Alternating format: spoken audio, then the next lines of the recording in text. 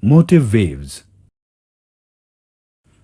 Motive waves are those waves that move the market from one price point to another.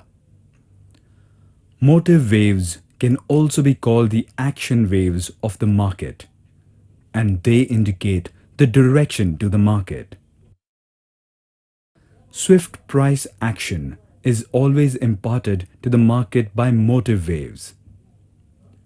Motive waves always unfold in 5 waves.